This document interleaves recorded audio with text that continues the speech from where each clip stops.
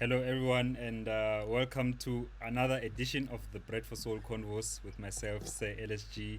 And thank you so much for joining me on the show, for watching the show.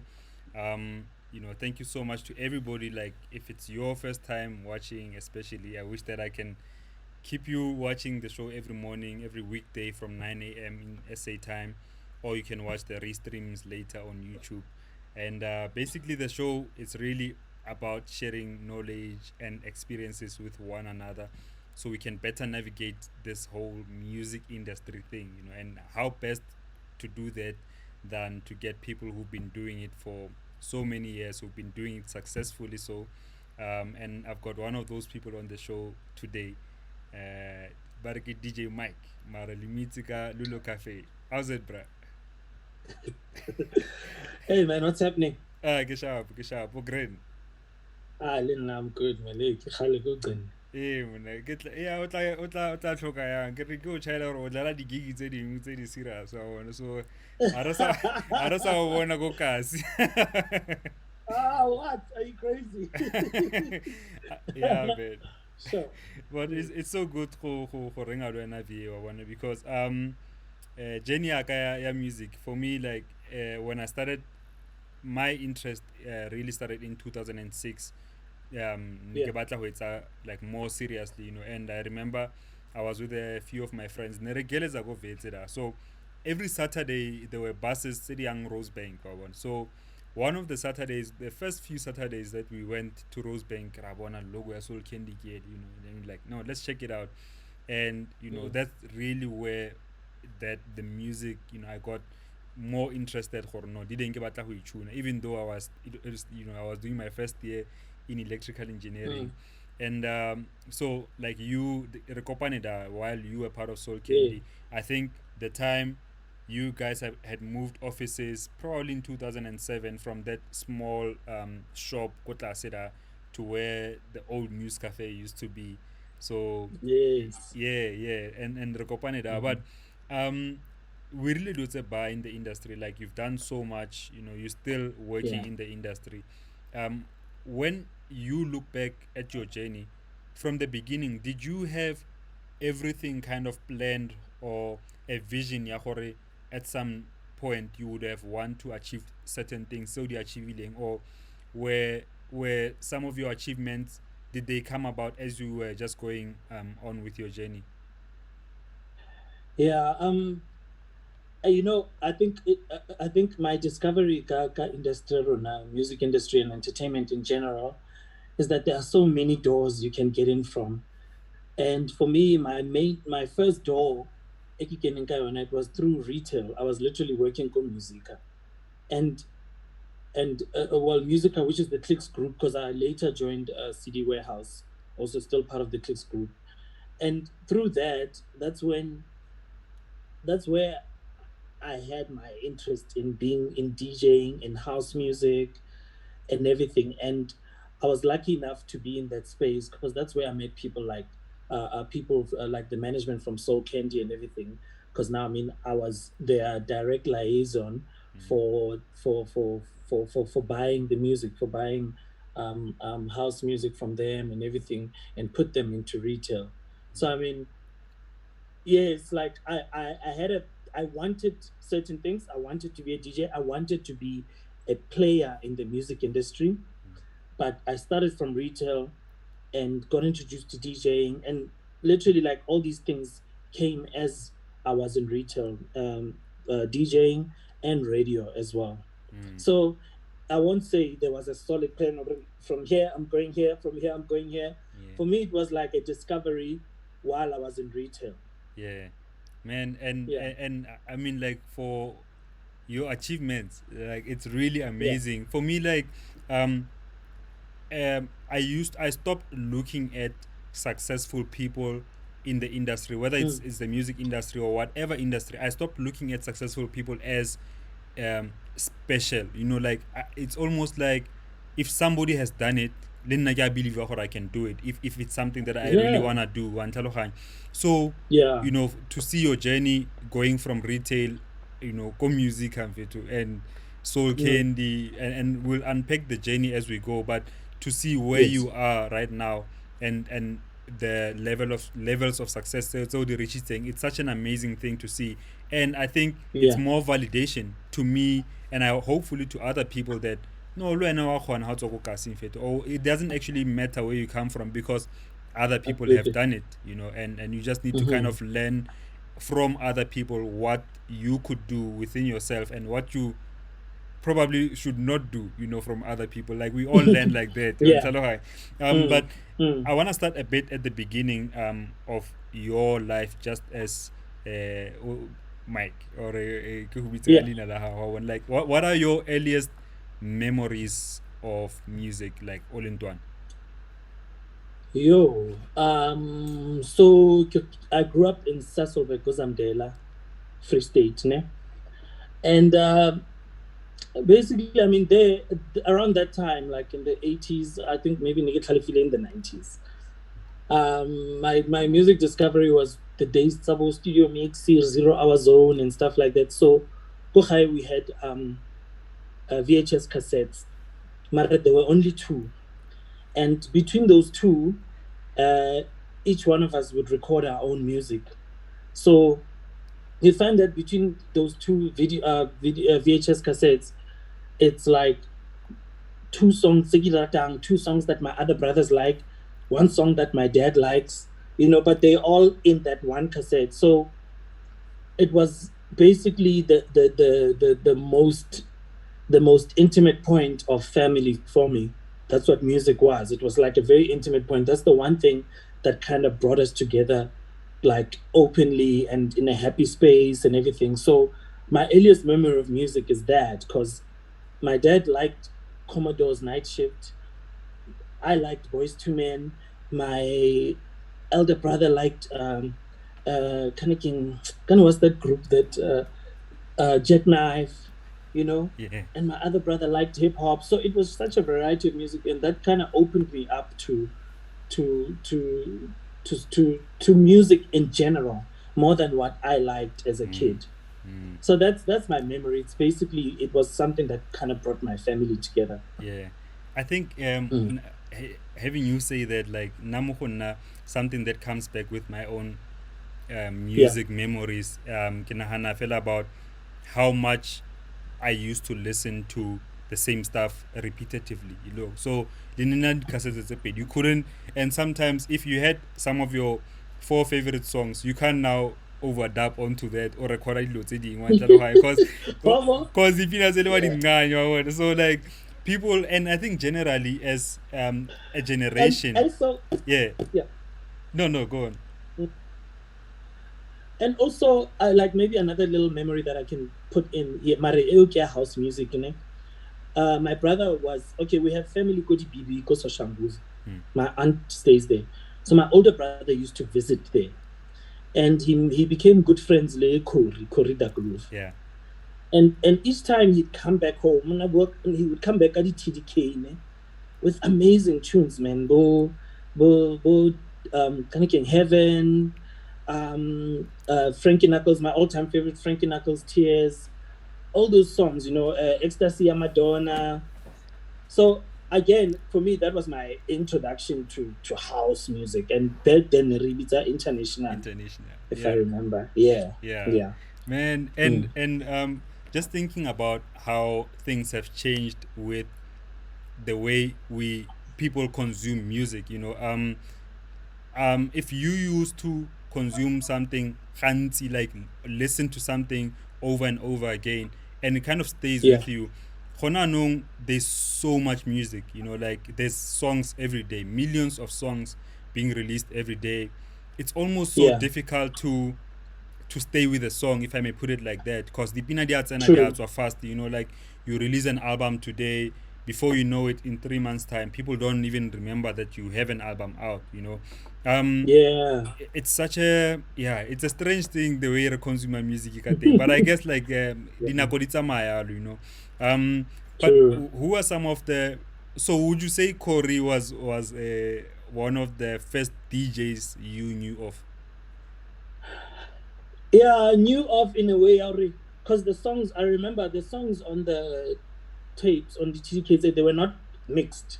Yeah. So for me, it was just a selection of songs. So I don't know if I can say then I knew him as a DJ, but there was just this person that my brother used to speak about, Bariki Kori. And for me, I attached that music to him. And I mean, my first experience of a DJ was like a proper first experience, to be honest, was Go Bloom in 99 when I arrived in Bloemfontein. I mean, obviously, I'm from Matric.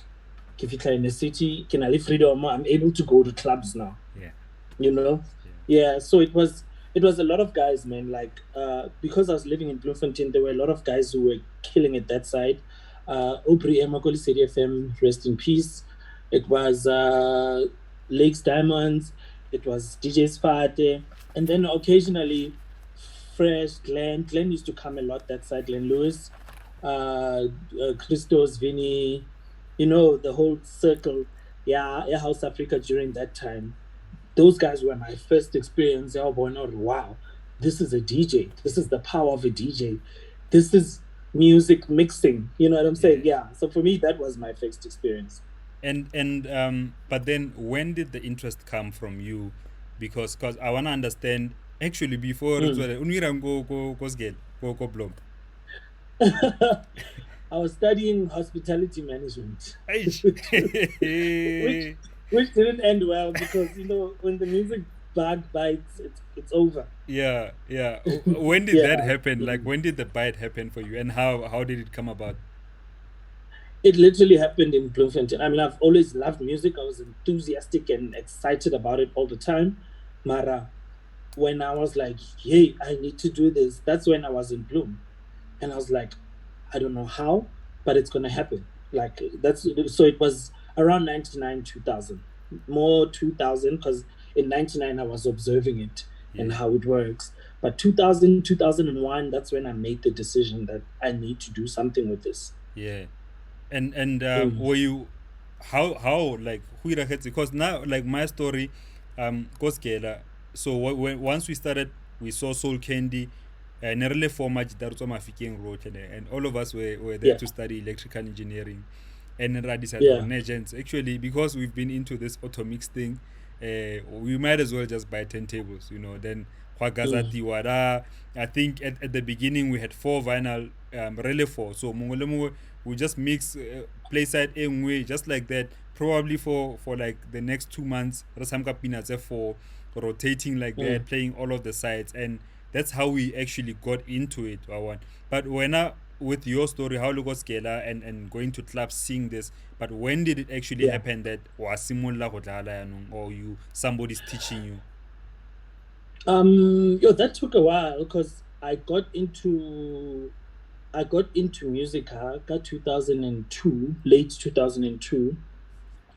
And then within that, like obviously it was still vinyl, Mm, but there was a there was a place called Bloom called Copacabana, and the guys Bo Mavusana and them, they used to just play, and Glenn from Bloom, they used to play J on CD there, bad mixes, it's fine, nobody cares, and so that's when I asked, like then, I think that was 2004, so it's like, yeah, 2000, no, no, no, no, no. I'm wrong. That was still 2002. mm, That's when I asked Rio, can I come play? Since Kispanako CD shop and I've got all the access to the music, you know? mm, And that was that they gave me that platform then, but it wasn't, honestly, it wasn't mixing. It was one CD player on top of the other. But then to learn from vinyl, it was actually 2003, late. I was working for Mimosa. There was a gent I used to work with. His name is Doe Henning. Shout out to Doe. And Doe, like we worked for a long time, and I kept telling him that, yo, I want to learn this.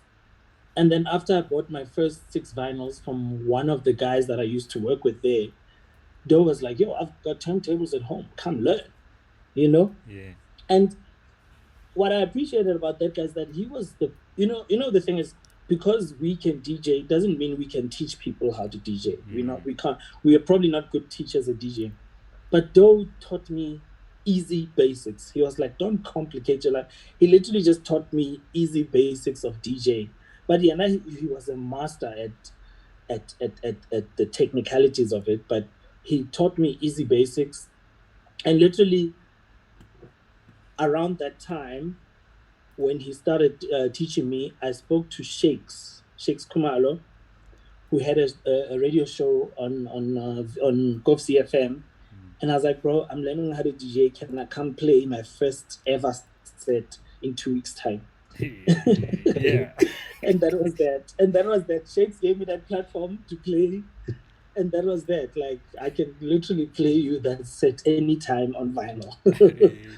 Yeah, and Yeah. and did it work out? Cause did it work out the radio set in 2 weeks time? Yeah, I did. Did I honestly did. Like, I practiced that set for a good 2 weeks, straight, solid 2 weeks. Man, I even remember all the songs on it. Sure. You know? Yeah. Yeah. Yeah. It worked out, man. And I think what I appreciated is that the guys were surprised. Because with your first attempt, everyone is like, hey, should we do this or should we not? And I think what helped me more, I mean, I'm not gonna say my mixing was perfect then, but it was digestible.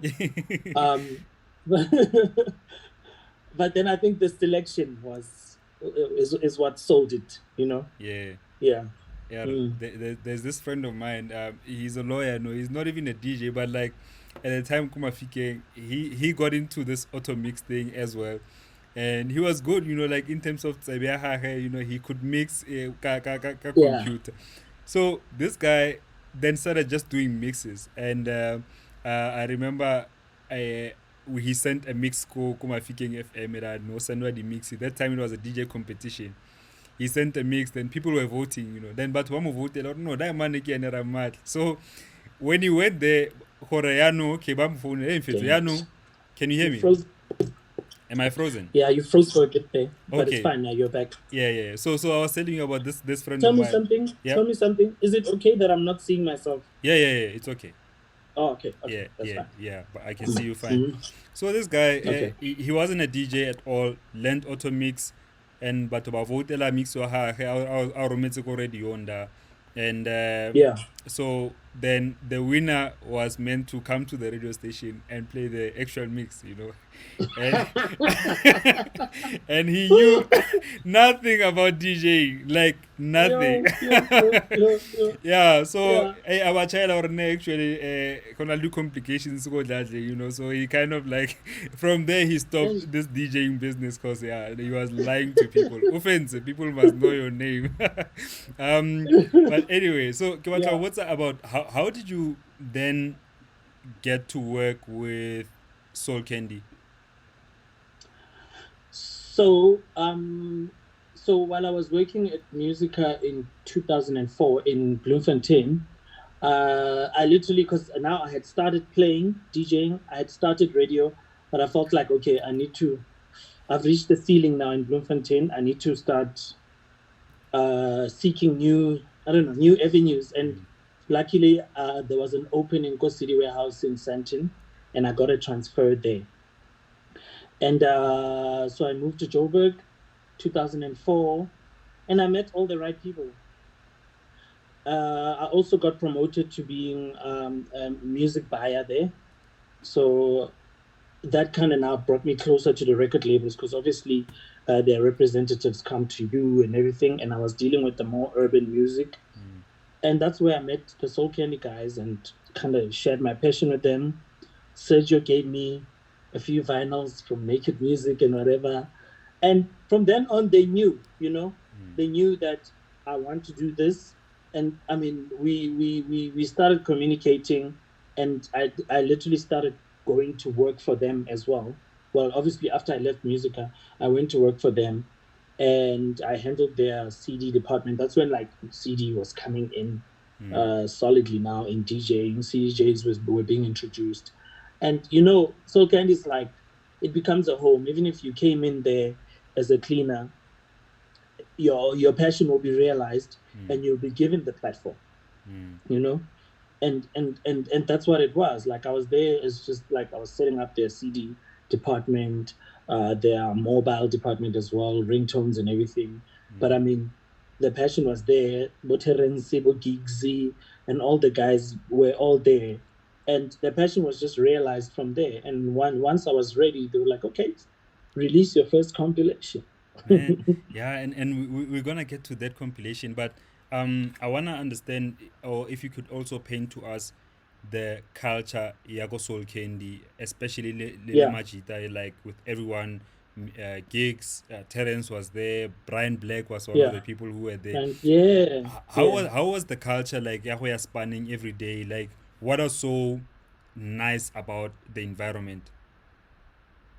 Yo, you know, like I think what every DJ felt when they went to House Africa, when they went to Soul Candy, with all the enthusiasm for the vinyl, for me to be now behind the counter, it was like it was so amazing because the guys were literally like Limajita and Jamie Limajita, like no one was trying to outshine anyone. They literally would put you on some Zogala Linna to my gigs and whatever. So the culture was amazing, especially, because of the product we work with. The excitement when there's new shipment, you know. And I think also I brought something to the table because now CDJs were being introduced, and I used to order all this music from Defected, from Salted Music, from all these record labels, from Naked.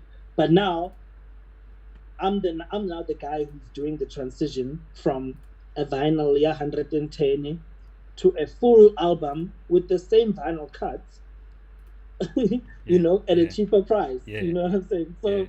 So I mean, that's how I also just got to fit in. But the culture was amazing. Like I remember when uh Terence was about to do Music Box Volume 2. Yo, like I can never explain the excitement and the and how it felt with us hearing all the joints and just like say, yeah, this is the one, that's the one. And even when Soul Candy Sessions 3 came out, Mm. when he was selecting those songs, for me, that was like amazing. Electro Candy, when Gigs was doing his, again, like that was the culture, the excitement when another person is about to do a project. It was like everyone just came together and was like, yo, we can't wait for your project. Pinaki, Pinaki, Pinaki, Yeah, that's what the culture was there. yeah, bro. Like, and Runa Nere Bona, like when you come to the store, like Majita, they were always together. And Mm, obviously, there's those small politics. No, ke plastic ya hamanye. No, you can't give them money. Bro, like, I remember, and Terence, I'm gonna get him on the show one day. I remember this one time, a friend of mine, nige Vale, about this vinyl ya Denism. And yeah. Terence ha re fitlhela, it was the last copy fit ne o ntsha mo plasticing a ke itse gore plastic ya hamang. That time it was still $110, but di Yeah. mana re ne agents ke tla le ga yone mara at least le nka 3 clip wa bona a le batla and then man Ah, una no, hey and then man una e no way. batla. And then, to be honest, though, in his defense, sometimes some vinyls were worth it. Mm, Hore, there'll only be about 4 or 5 of you in the country who will have it. mm, You know, mm, and mm. you're thinking, yo, get our guy to it's fine. Yeah, it's fine. I'll keep the Yeah, final. yeah. Before re bua ka compilation tsa how I've got a voice note from my friend. E re ke o dlalle yone, and then we'll carry on Okay, after this. okay. Lulo Cafe. I know him as Mike, We used to call him by his name, Mike. But yeah, now he's Lulo Cafe. Met the brother in 2007, if I'm not mistaken. We had just moved offices at Soul Candy. We had moved to the new offices just upstairs to the then News Cafe in Rosebank. So there was bigger space there. There was the DJ school. And I remember Lulo and Kid Funk had their own special office at Soul Candy.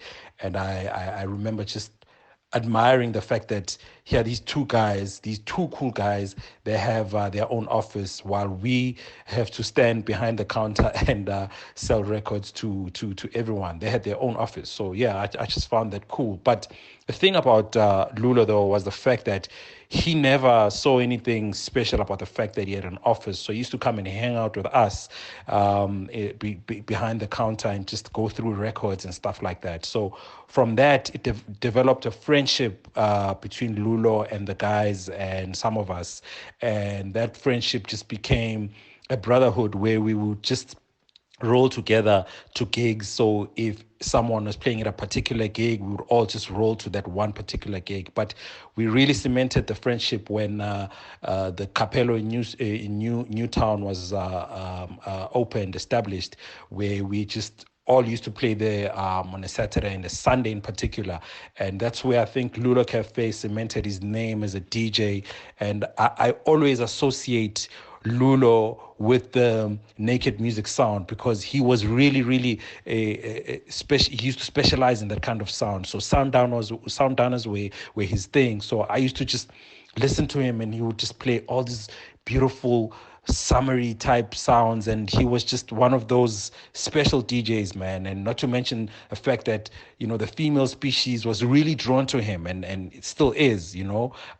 So he used to play that sound. He used to play for the females, and they loved him, and they still love him for that.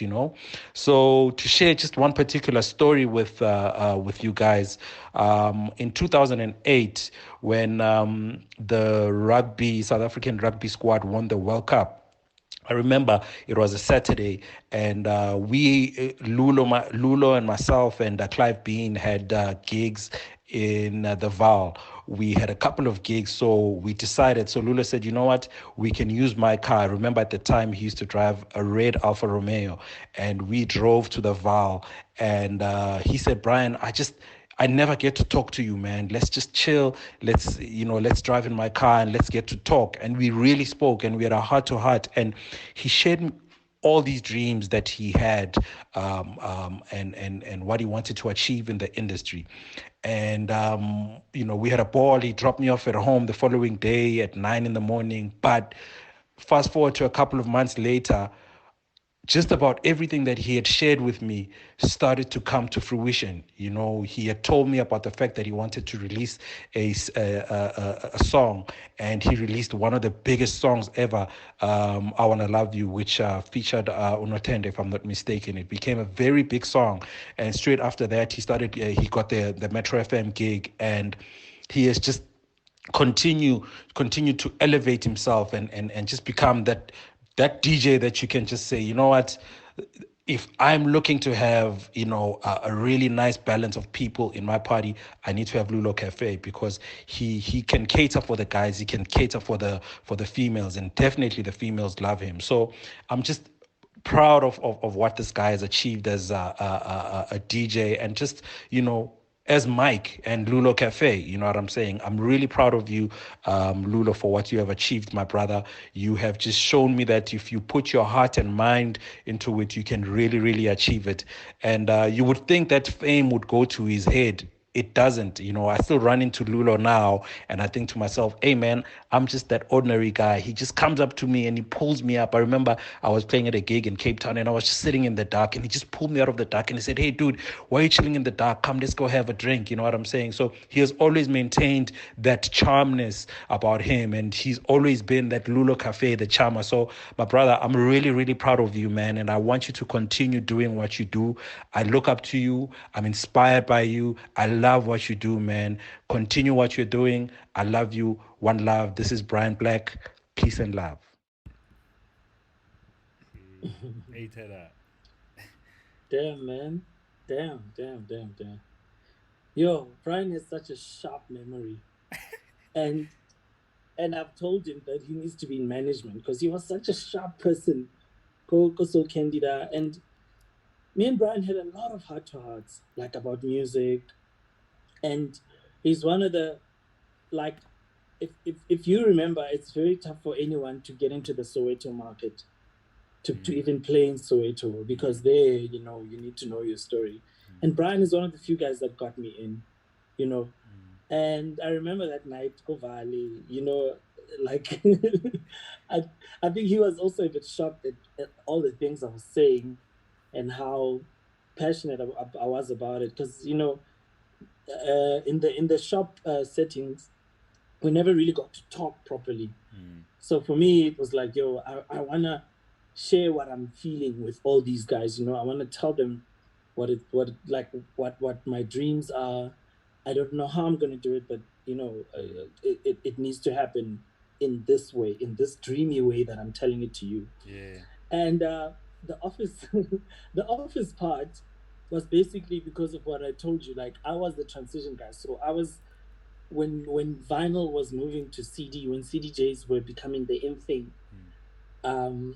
I literally needed to do the admin for the CD shop, buy music and everything, and also I was doing um, mobile ringtones for the for the label. Mm. Excuse me. Yeah, but to be honest, I always wanted to just be behind the behind the counter at the shop Yeah. to go to sell music. And that's like, I think I used to fight with Harel and even Ricardo about always being there and not being on my desk. I was like, yo, I want to be there. But man, yo, so much love to Brian, man. Like, um, sometimes you get into an institution and you meet people and you found them there, but they show you love like you have been there for a very long time, the love and respect, Mm. and just they watch you grow and you still see them saying, yeah, no, go for it, go for it, Mm. absolutely no jealousy, nothing. Like, that's exactly what I was explaining about the culture at Soul Candy. The Mm. guys really, really were supportive in an amazing way. And yeah, man, so much love to Brian. I haven't seen him in such a long time, but yo, I appreciate that, man. Yo, almost shed a thug tear Hey there. man, hey, I was hoping for one Yeah, because hey, Brian Infeto, that's, Brian for yeah. me, he's one of the nicest guys in the industry. Like wherever you go, Mm, Brian Infeto, like Brian will check up on you, like oh, o sharp on check up or grand, and he's been that older brother to me in the yeah, industry. Like he's such a nice dude, and I really respect people who stay in the industry for such a long time and still remain nice people. For me, I yeah, think that's one of the most powerful things because we've been lied to, like ekara how le industry you need to be this mean person, you need to be towards other people, but I've throughout the years actually that ain't you can really reach any amount of success and still be yourself mo bathong, especially towards other people. absolutely. But nike batla Yeah. go botsa just based on what Brian was saying, what you were saying after the voice note with regards to your own dreams. Mm, Firstly, what king seno se bona when you are in the soul can environment, what is it that you were seeing, or that you saw happening for other people that now became your dreams, or in your own way, for you to believe okay, le nna yaanong ke batla go reacha 1 2 3. Like basically it's a two-part mm, question. No bona mang, like who was the inspiration, or who were some of the inspirational people within those that group ba e leng gore o no bona yeah. gore you could take yourself there, and secondly, what are some of the things in di chaela Brian that actually eventually happened? Um, like, to be honest, like a lot of the musical inspiration, it was through Terence. Can you? Ish, you're frozen again. uh yeah, Can but you I, hear me now? I can hear you, I can hear you. Okay, okay. Yeah. So the inspiration mainly was through Terence. Like, I really loved his selection of music, and you know what I'm saying, and it kind of drew me in. And when I introduced him to what I like to play, which was lounge music, he literally lapped it up. He's like, "Yo, this is the vibe." So I truly like admired what he did, but there was also something very cool and undergroundy about Clive Bean. I Mm. really appreciated Clive Bean because Clive Bean was the alternative, and I appreciated that about him. That he'll always take it there, like to the like he won't go with what everyone is going with. He'll always take it there, and I loved that. Like, and I think that's what helped me become a bit diverse within the industries that I took from so many people, because gigs also had his things that I really admired about. But I used to watch the guys a lot. But if there's one person I drew a lot from, it was Terrence, definitely. Mm. And And then the things I told Brian, yo, Brian, I was sharing with him, like very, when you share things that you can't lay out a plan for. mm, I was literally dreaming with him. I was telling him that, bro, for me, like I can see this DJing thing, but I want to influence on a higher level of music, and I want to do so much for other talents more than I did for myself. mm, Like I just had this dream of just this sunset dream of musicality, and just being and just being the go-to guy for advice for anything music. And for me, that's something I'm pursuing now. But I shared a very like long-term dream mm, when I was speaking to Brian. I really shared him like something that felt like it's just dreamy. But because Brian is that kind of guy, he understood it. mm, He understood it. Like I told him about very far-fetched dreams, mm, but here I am now. Like I'm actually pursuing those things. mm. Bruh. And Mm, I think it's such an important thing. Yeah, it's such a cliche thing. How about Tobare, speak your dreams into existence. And it's true because when you say it, "Kamulumo ha hore," this is what I wanna do. You know, chances are you'll probably act in a way that leads you to that. But also, I was talking to my partner Mawani, just talking about um dreams, and sometimes we know what we want to do, like we know what we want to achieve, but it's like rabua fela, like I want to be one of the mm, most respected DJs. I want to release this, I want to win this, I want to be in certain mm. platforms.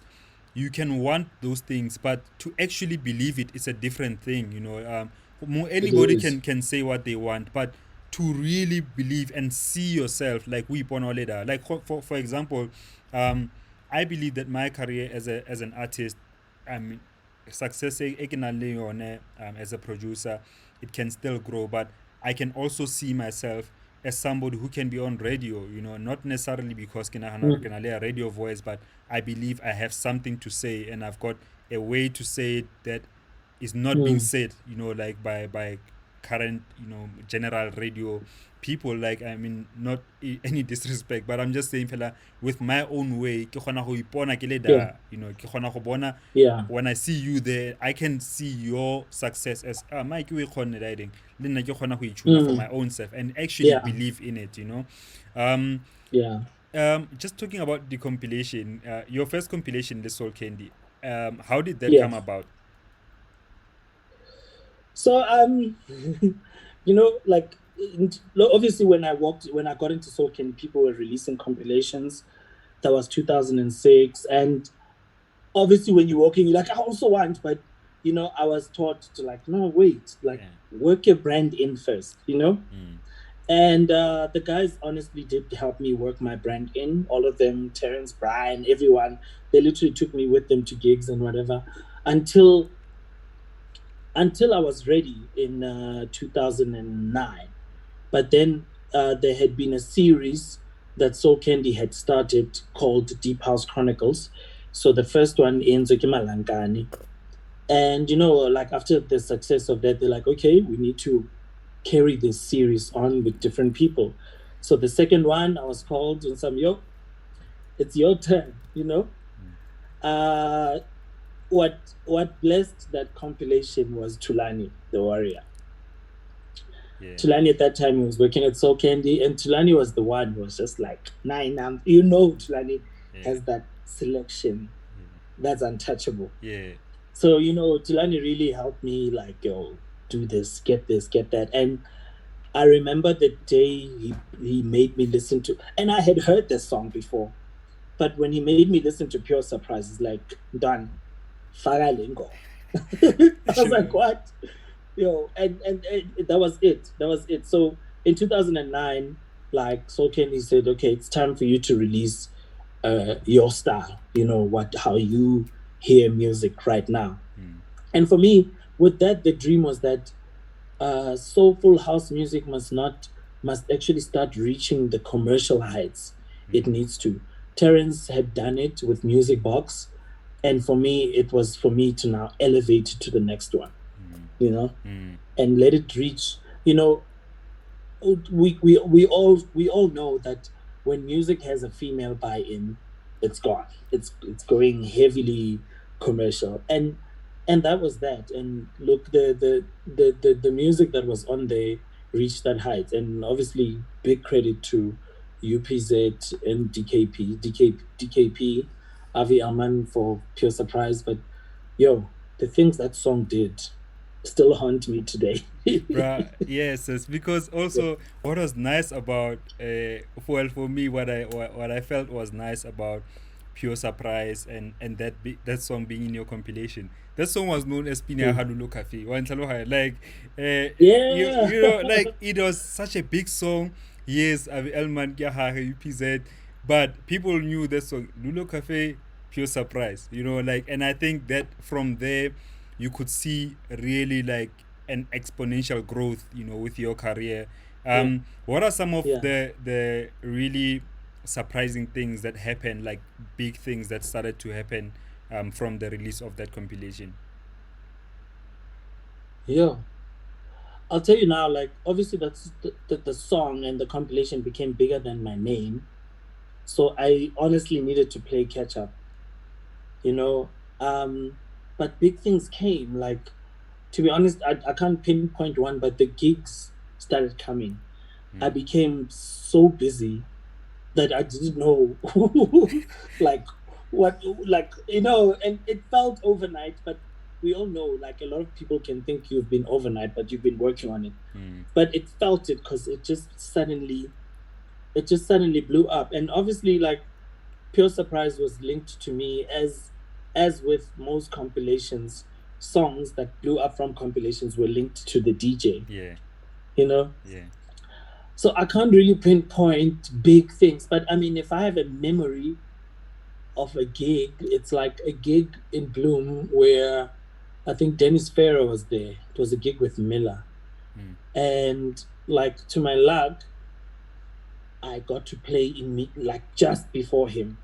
you yeah, know? yeah, And for me, I was like, yo, this is it. This is it, you yeah, know? yeah, Yeah, for me that's like a good memory. And also like the best thing was also going back to Bloom where it all started and going mm, to do gigs and feeling the reception differently now. mm, For me that meant a lot. bruh. And Mm, how did you guys start now to fuse the brand of the compilation What About Soul into mm, Spring Fiesta, and you having your own stage at this mega yeah. festival? Yeah. So okay, let's start with Deep House Chronicles. Each one of us had to sort of theme it to something, you Mm, know. mm, So with the Deep House Chronicles release in 2009, I themed it What About Soul because it's exactly what I said earlier that I felt that soulful music must not belong in the underground. It needs to come out. So what about it? Where are we taking it? To what level are we placing it? And that's when the theme started. And then with my 2010 album slash compilation, I literally decided to name it directly "What About Soul."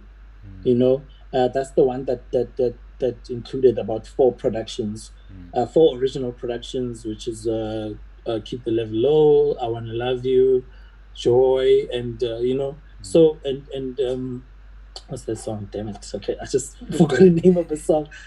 Without you, yeah.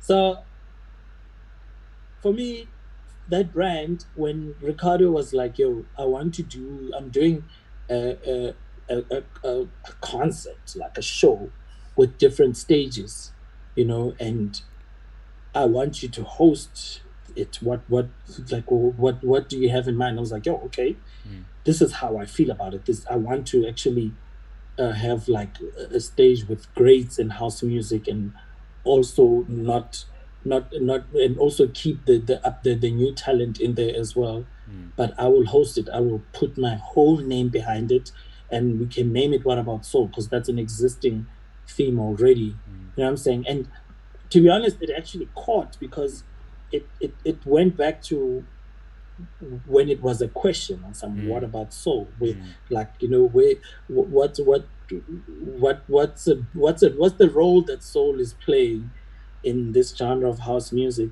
mm. And the success of that stage has been it has been mind blowing. Yeah. Yeah, it has been mind blowing, man. Like that's where I think any DJ, whatever you want to express musically, that's the stage. Mm. And for True. me, that's what I've always been about. Get onto my platform, express yourself. That's it. Mm, mm. Right, it's such a Mm-hmm. huge stage for the festival too, you know. But Mm. if I were to be a critic for the stage, ne, Yeah, I think there's too much deep house playing in the stage more than soulful house, and that thing has to sharp or what? Yeah, I get it. I get it. yeah, you know, I mean, like I get it, like Bolas Bazwagala, you know, like they are big brands, you know, and they are so loved in our country, and it makes sense. Mm. Margins, ne, soulful house needs to at least have a 60% thing, and I'm glad. hale shota, kitty, hale Hey, shota, yeah. we need a return of you. But you're right, and it's like even now, like last year, I could hear like we are, because now the music has moved towards tech. Mm, You know, deep house is also moving towards tech. I could hear. I'm like, yo, everyone is going a bit techy, and the thing is, it does need the soul back. It does, and it needs more space. To be mm, honest, mm, mm, yeah. But so it's something that me and Ricardo actually discussed. I'm like, yo, we're losing the soul part yeah. here, and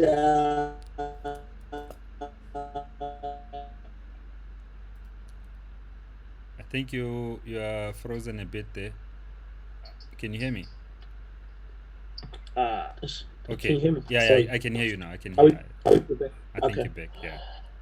And yeah, well, like I said, I discussed it with Ricardo, and we need to bring it back. But I do understand the evolution of music, and I do understand how the deep kind of also got infused into that, because there is no other stage Mm, for that type of thing. But mm, yes, I agree with you. We need the soul back. yeah, We yeah. do. Mm, Yeah, mm. I know kidding, but I still say that. But also, Cafe. yeah, and so with success, ne, like dilo tse ding tse di tlang is that when you start playing more of the bigger gigs, when you start hosting, Mm, you know, those kind of the change kind of happens almost, you could say, automatically. It's bound to happen.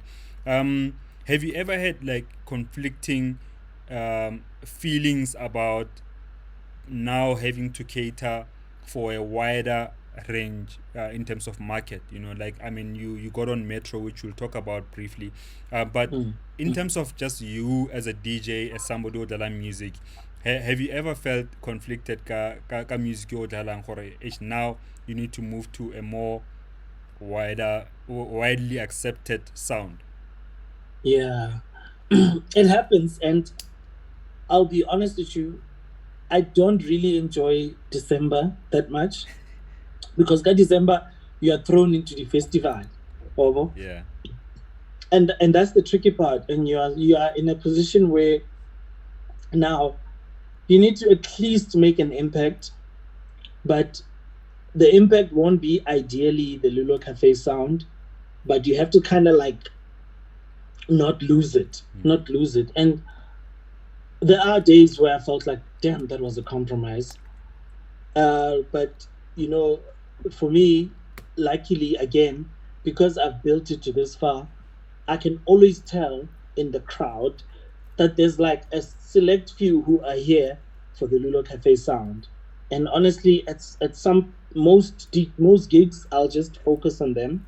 Ke tla le bona, Mm, ke tse dilong. But I feel like I think most DJs we face that, mm, especially depending on certain platforms, to a point where, like, I remember even last year December, I was like to my manager, listen, I'm not doing corporate gigs, like, unless they truly understand that um I will not take requests. I won't do this. I won't do that. And yes, I understand. Like, when you get to corporate gigs, maybe hey, you'll be saved by old school housing, yeah, yeah. because it's a more grown crowd and whatever. But damn, man, I like, I think when you get to when you get to certain stages like that or platforms like that, you'd rather play the timeless stuff, the stuff that's been there that people know, but it doesn't really compromise you because it's still a Lulo Cafe sound. But we all reach platforms where it's like, yo, I can't now be here trying to school people with music. Yeah, yeah, and I understand Mm. completely, Joe. And Mm. um,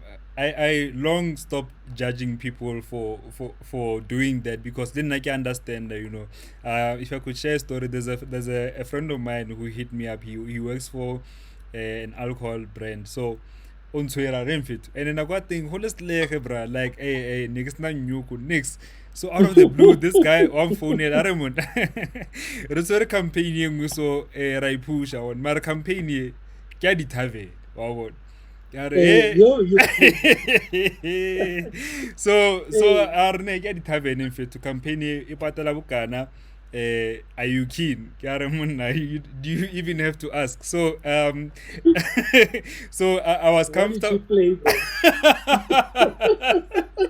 Hey Joe, don't Uh, even. I like what you do, because I was I was comfortable because I I I didn't even care for a um I knew that there were no deep house people that were gonna be there. Like that's one was a fact. Cause the plague is any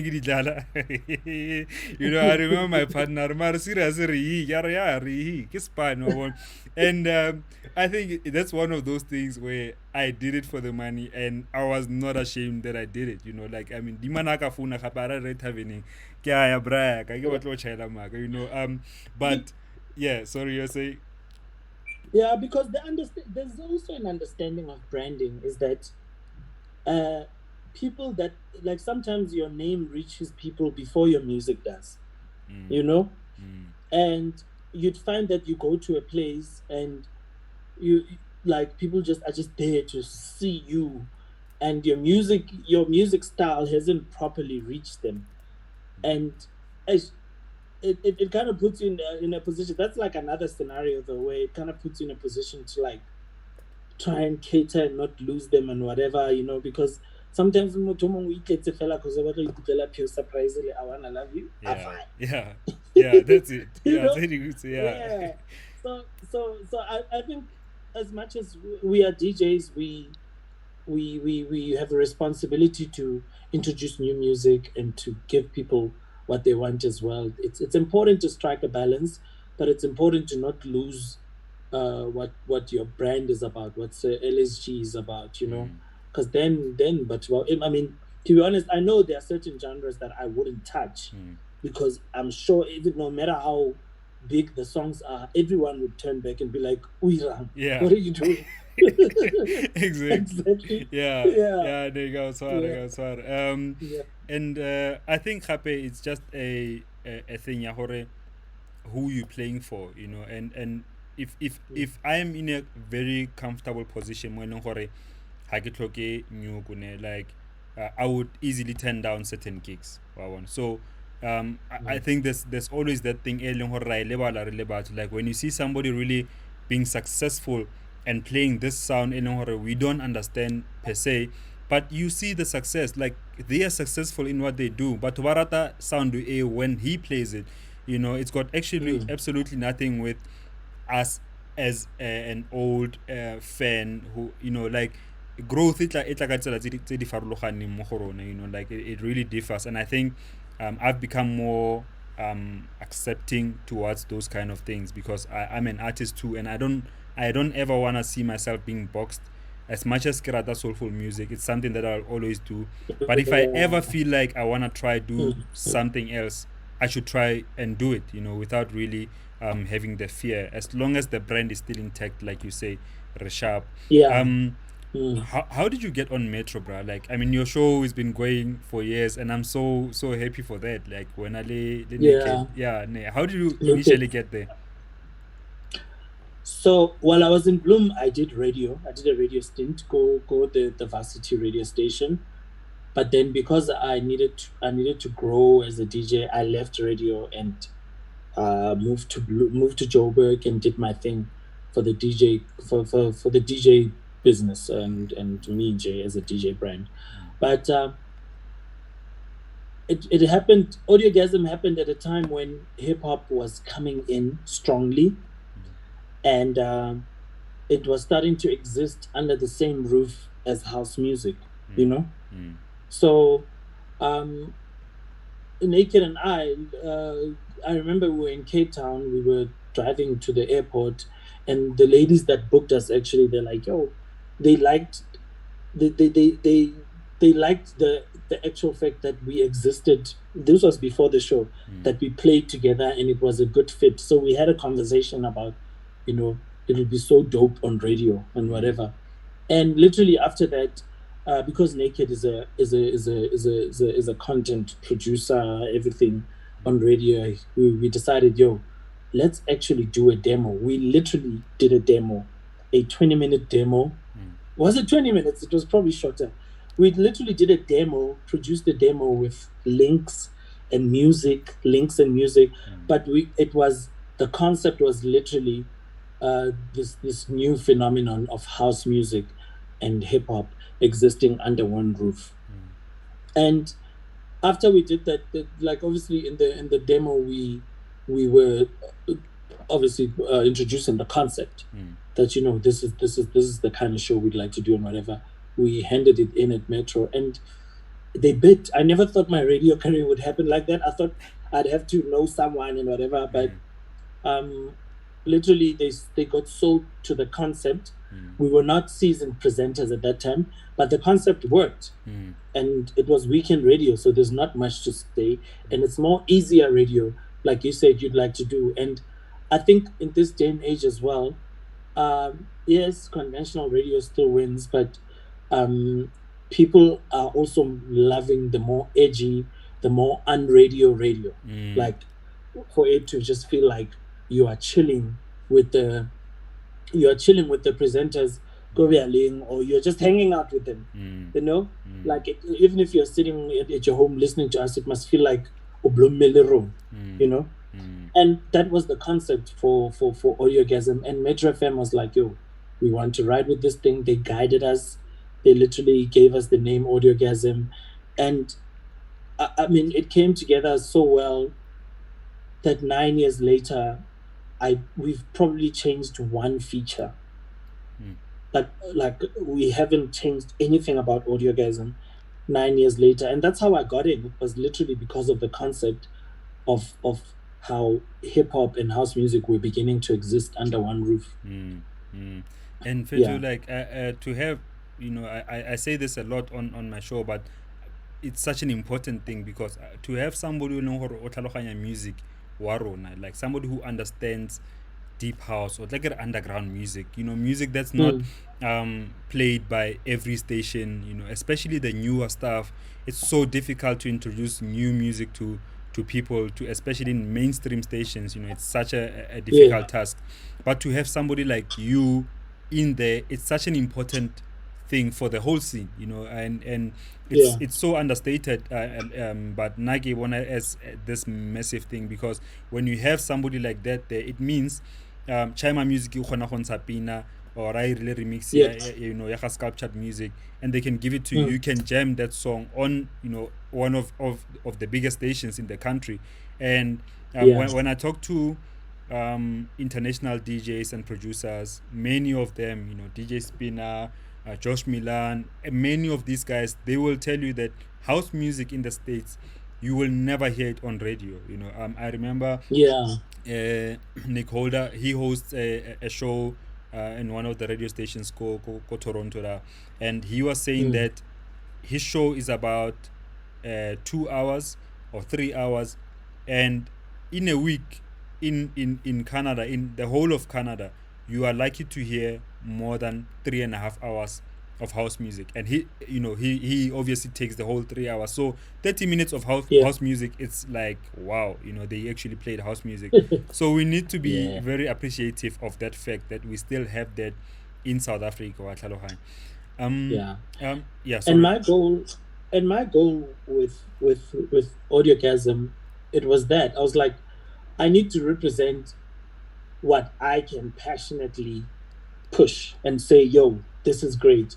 And hence I created the feature called Know Your Local. Mm, And for me, Know Your Local is about that. Like, for me, it's become that platform where it's like, if there's a new song out, I don't care what your name is, known or unknown, mm, I will put that song on and I will punt it so properly until it catches. And to my surprise, it literally would influence to a degree what gets taken on into into the station in general. And there are many names that started from that feature of Know Your Local that have done well right now because maybe of my belief in it and just what the show is about and what that feature is about. mm, And now, like luckily, anyone who's got something new and something fresh to offer, they send it to me. And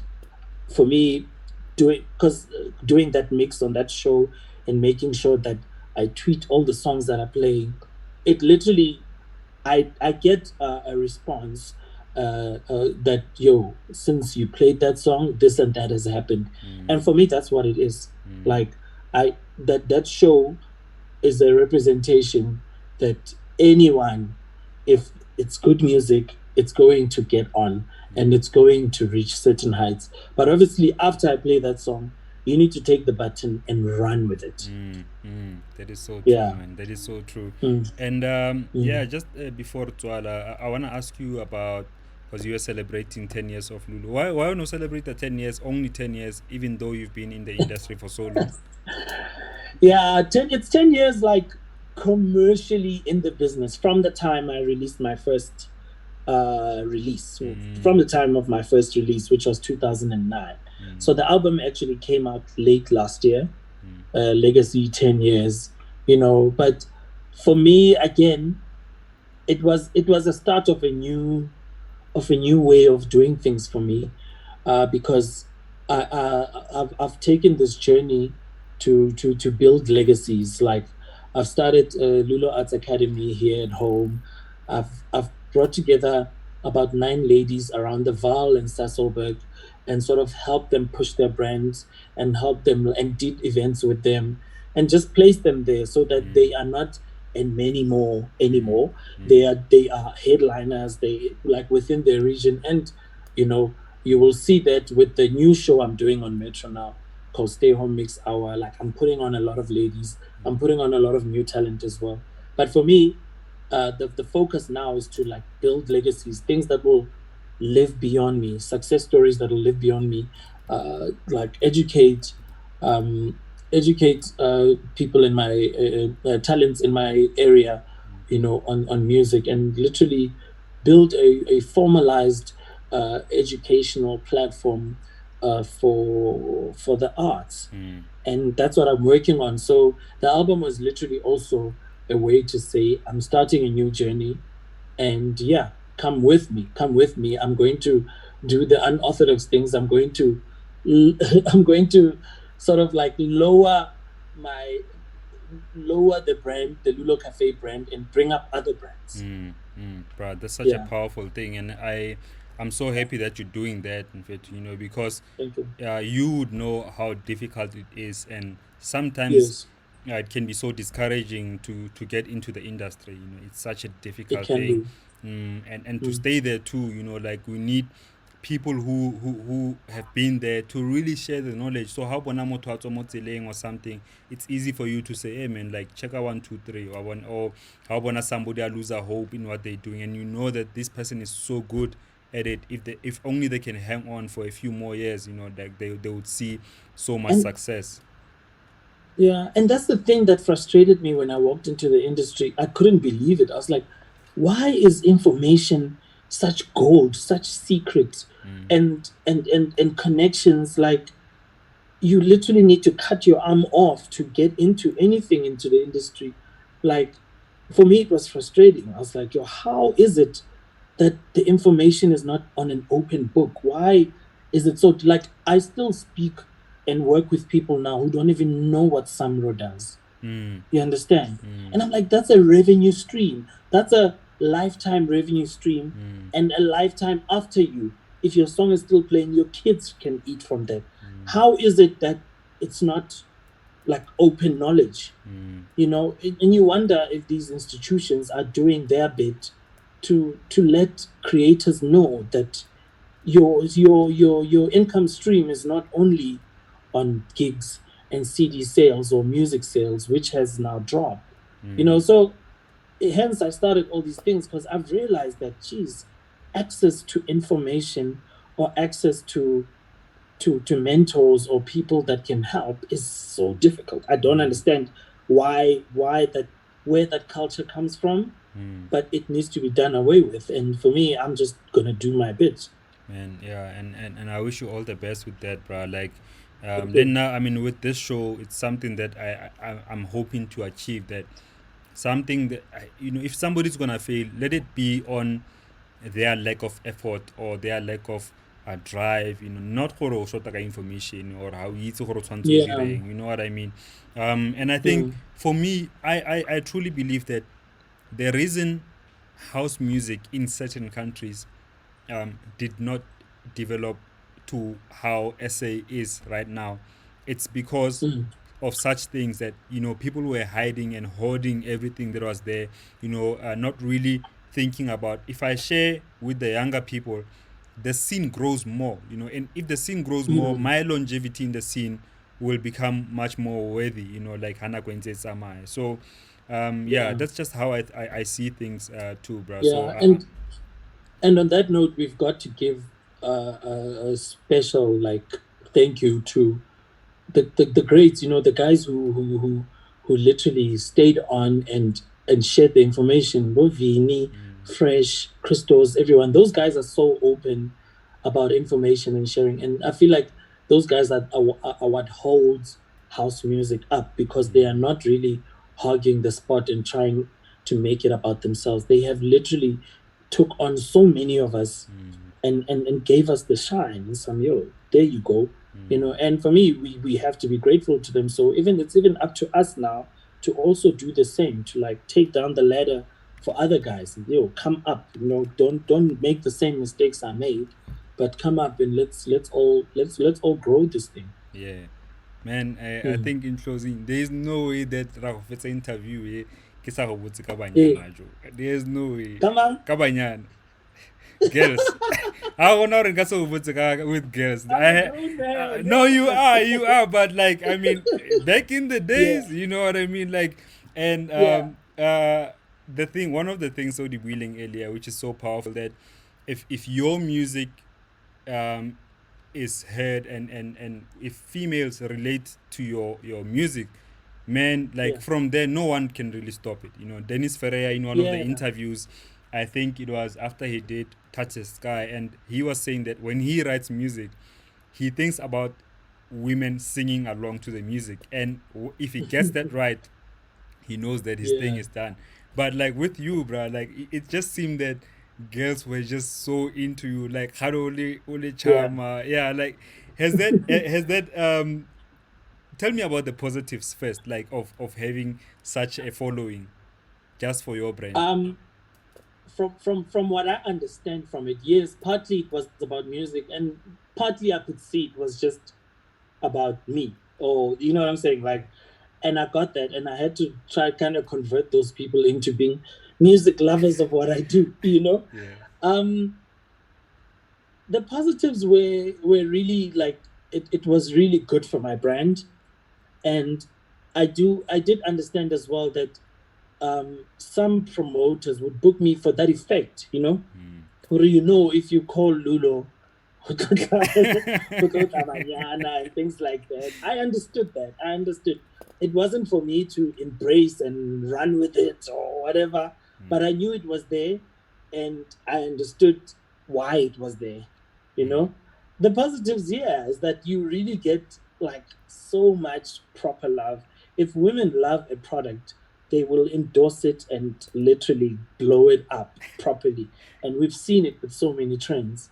Yeah. And I mean, for me, that were those were the positives. Yeah. And so what would you say is the not necessarily talking about females, but like I mean, you may answer in that way if you want to. But ke batla ho botsa Mm, about just popularity and being this popular person. yeah, What are some of yeah. the challenging things about being so popular? You know, cause like it gotta like yes, we wanna get known, we wanna be known, we wanna get out there so that the brand the whole Mm. music you know. But what are some of the things that are challenging about being a well-known person?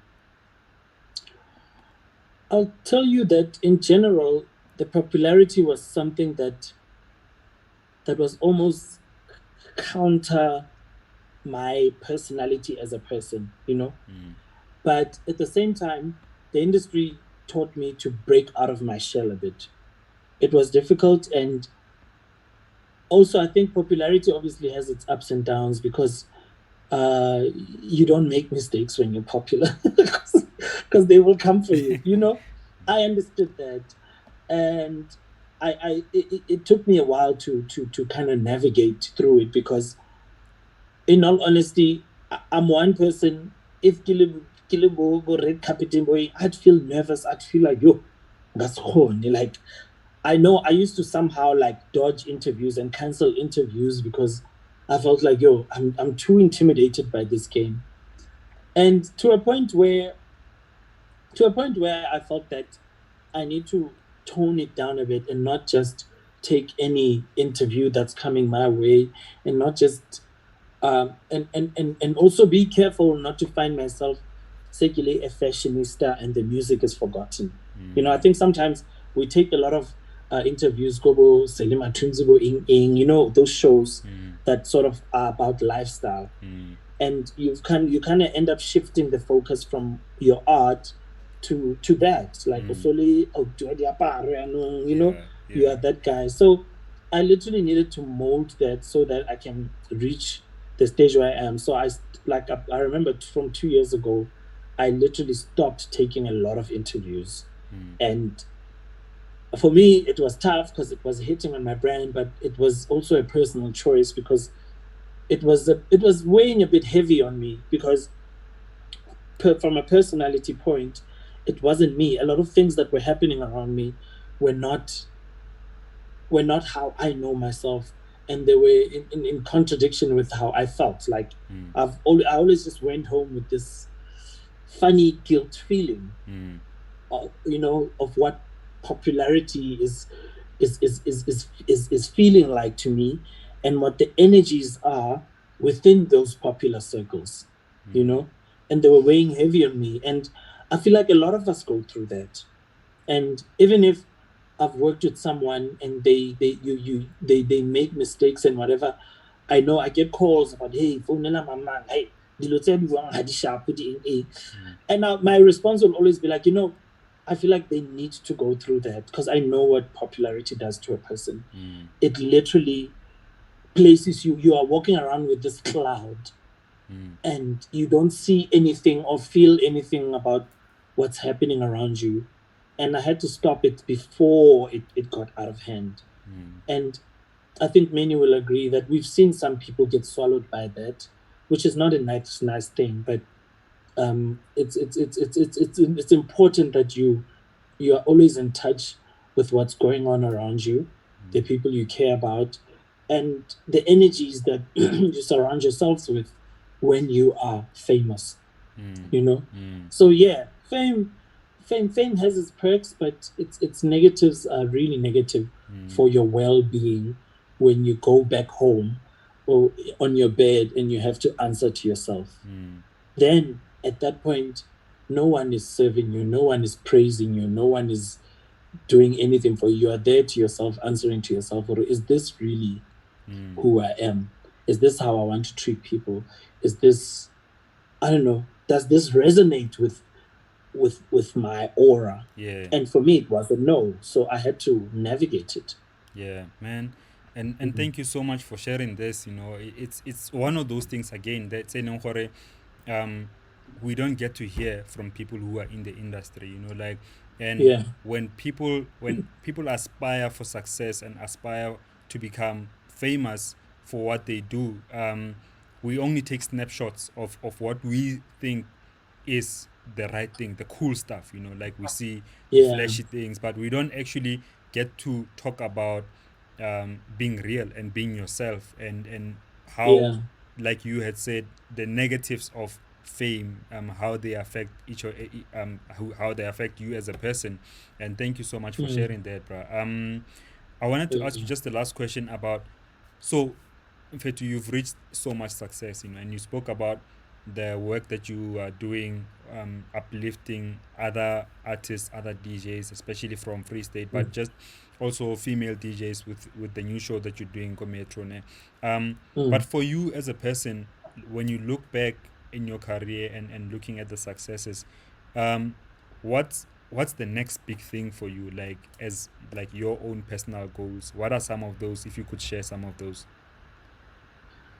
Yo, excuse me. Um, it's actually fulfilling what I'm this journey now that I'm on. You know, the journey to build legacies. My focus will be on building the arts academy. My focus will be to be the go-to guy for all things music, for all things art. You know, for me, I'm at that stage now where I honestly don't want to run around DJing and doing interviews and doing crazy things. I literally want to sit at that place with my gray hair and just be the what do you call, the soothsayer Yeah.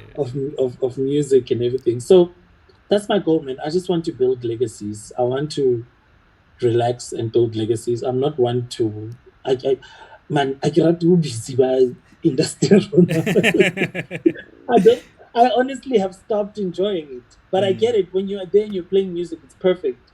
mm, But I literally want to sit on a different platform now mm, and watch and just throw jewels of knowledge and and assistance to everyone and just watch them grow. For me, I find joy and pleasure in that, and I mm, understand that it might not be like that for everyone. And I understand, like, some people would be like, "Yo, what about the money you make from teaching and whatever?" And at this point in my life, that has stopped mattering. mm. You know, and I just have this dream of all these legacies that I'm trying to build, and I'm just hoping I'm here long enough to build them into something and just pass them on to other generations. Yeah, bruh, Mm, that's it. That is so dope. And I mm, think I could just close it by saying, sharing this, because I've been watching a lot of videos online, just trying to motivate myself, but also just learning from successful business people, whether locally but mostly mm, international businessmen and other artists.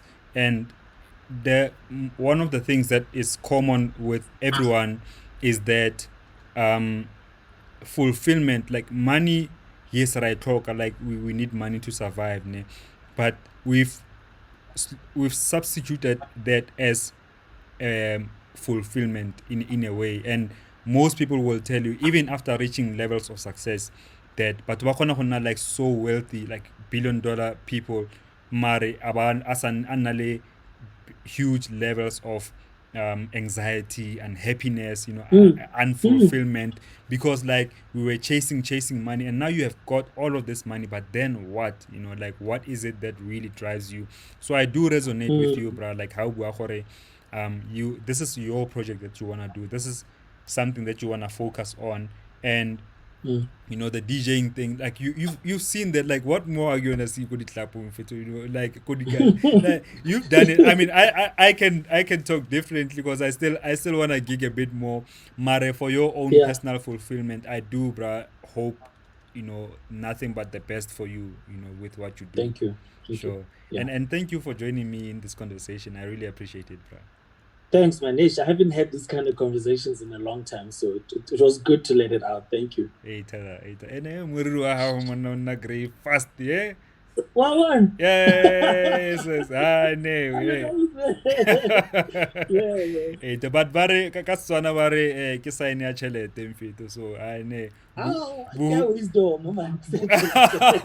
ke bohumi mfeto, bohumi ba zwakala ska bogana. Hey, tada. Sharp. No, guys, thank you for those who are watching. Thank you for watching the show, and if you enjoyed the conversation, please tag somebody in the comment section, or also share the video so that more people can see it. Otherwise, let's remember to stay creative. Peace out.